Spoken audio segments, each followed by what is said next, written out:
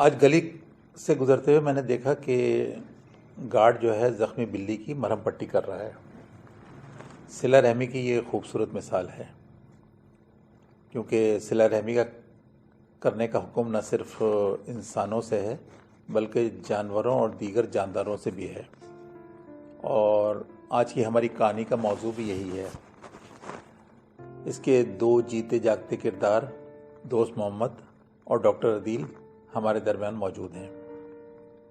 कहानी कुछ इस तरह से शुरू होती है।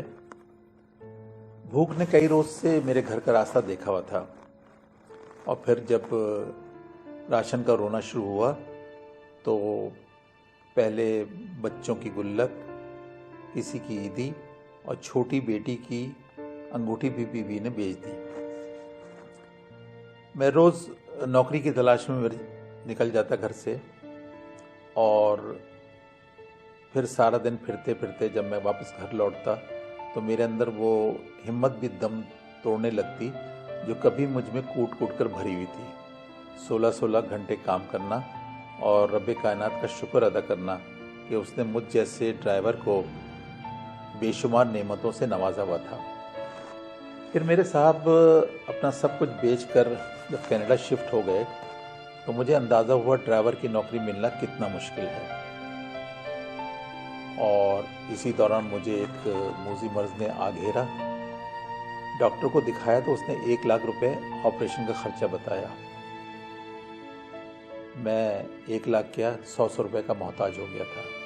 रोज़ बीवी से 100 रुपये लेके निकलता कि आज इंशाल्लाह कहीं ना कहीं मुझे नौकरी मिल जाएगी, मगर आज मुझे उसे नौकरी की नाकामी के साथ साथ ज़िंदगी की बाजी हारने की खबर भी सुनानी थी। मूजी मर्ज की खबर ने मुझे तोड़ कर रख दिया था। यही वजह थी ज़ोहर की नमाज में मैं अपने आंसुओं का सैलाब न रोक सका। रब के सामने बहुत गिड़गिड़ाया, रोया। रब कायनात से इल्तिजा करी कि तू तो ज़मीन में छुपी हुई मखलूक को भी रिस्क देने पर कादिर है। मेरे अंदर इतनी सकत कहाँ कि मैं भूख से लड़ूं और अब बीमारी से भी। खूब रोने के बाद मेरा दिल कुछ हल्का हुआ तो मैं मस्जिद से बाहर आया। मार्केट से गुजरते हुए मेरी निगाह एक गाड़ी पर पड़ी जिस पे एक छोटा सा बोर्ड लगा हुआ था, ये गाड़ी कौन चलाएगा, और नीचे मोबाइल नंबर लिखा हुआ था। मेरा हाथ फौरन जेब पर गया मोबाइल निकालने के लिए, मगर फिर मुझे याद आया कि चंद पैसों के इवज़ मैं पिछले हफ्ते ही ये मोबाइल फरोख्त कर चुका था। हसरत से मैं गाड़ी पे लिखा हुआ नंबर देख रहा था कि सामने से एक बुज़ुर्ग गुजरे। मैंने उनसे इल्तिजा करी कि मुझे एक ज़रूरी फ़ोन करना है।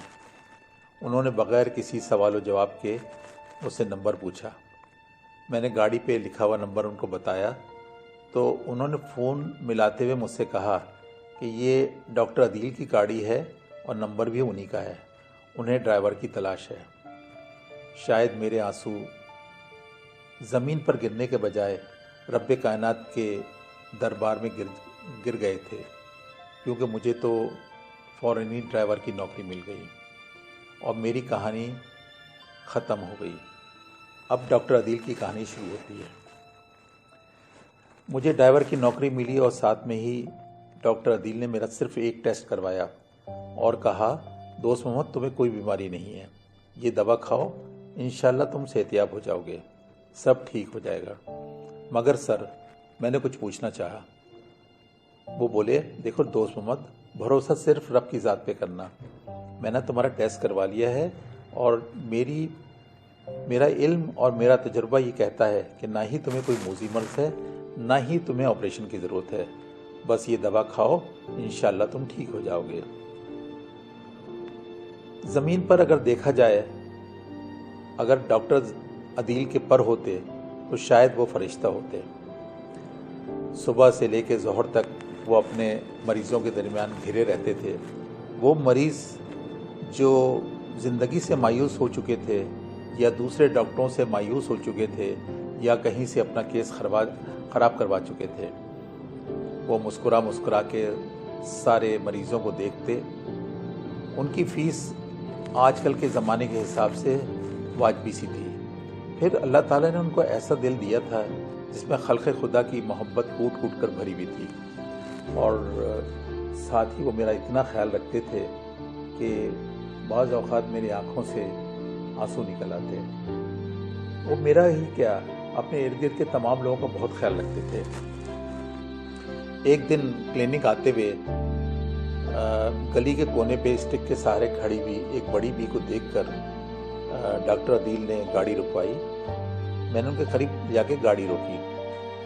उन्होंने शीशा नीचे किया और बोले, अम्मा कहाँ जाएंगी? बेटा वो जमाल फिजियोथेरेपी सेंटर जाना है। उन्होंने जवाब दिया, आइए मैं आपको छोड़ देता हूँ, मेरे रास्ते में पड़ता है। मुझे पता था जमाल फिजियोथेरेपी सेंटर हमारे रास्ते में नहीं पड़ता।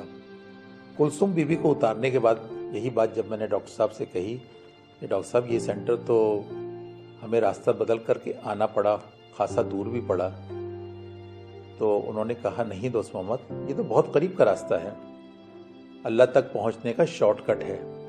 उनकी बहुत सारी बातें मुझे बहुत बाद में समझ में आती थी। पहली मर्तबा जब उन्होंने फ्रूट ख़रीदा तो एक शॉपर मुझे देते हुए बोले, दोस्त मोहम्मद इसको हैंड ब्रेक पे लगा लो।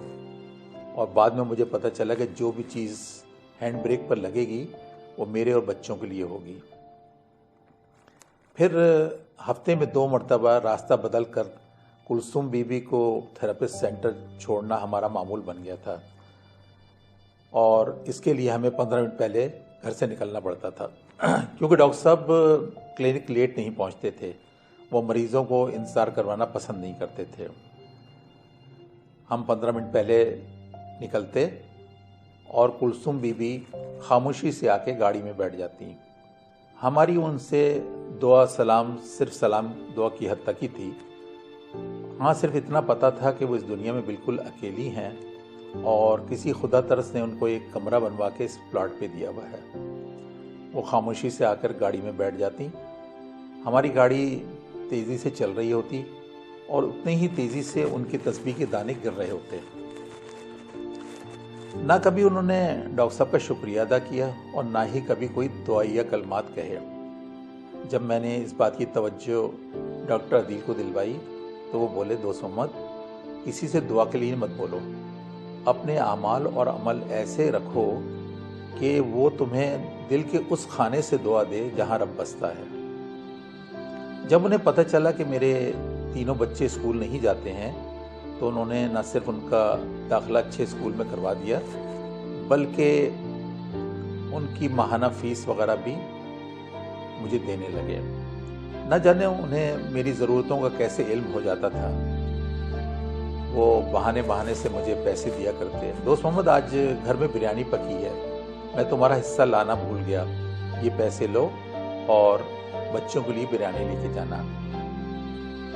उनकी बीवी भी डॉक्टर थी और डॉक्टर अदील का अक्स थी। मैं मार्केट गई थी दोस्त मोहम्मद, बच्चों के लिए कपड़े लेके आई हूँ। मेरी आवाज़ जज्बात से अंदर ही अंदर घुट जाती और डुबडुबाई आंखों से मैं उस रब को तलाश करने की कोशिश करता जिसने ज़रा से इम्तिहान के बाद मुझे इतने अच्छे साहब और बेगम साहिबा दिलवा दिए थे।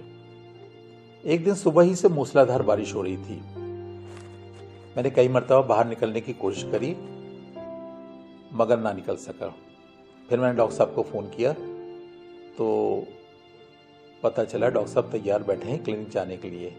बोले, दोस्त मोहम्मद, मेरा एक मरीज़ आया है गांव से, मैं गाड़ी लेकर जा रहा हूं, तुम बारिश थमने के बाद क्लिनिक आ जाना और गाड़ी ले जाकर कुलसुम बीबी को उनके थेरेपी सेंटर पे ड्रॉप कर देना। आज उनकी थेरेपी का दिन है। बारिश थोड़ी देर में थम गई मगर मेरे दिल की धड़कनें तेज हो गईं और ऐसा लगा जैसे मैं ज़मीन पर गिर जाऊंगा। बेगम साहिबा का फ़ोन आया। उन्होंने बताया कि डॉक्टर अदील का एक खौफनाक एक्सीडेंट हो गया है। अगर आपको ये हमारी वीडियो अच्छी लगी तो इसे लाइक करें, सब्सक्राइब करें और शेयर करें। Thank you.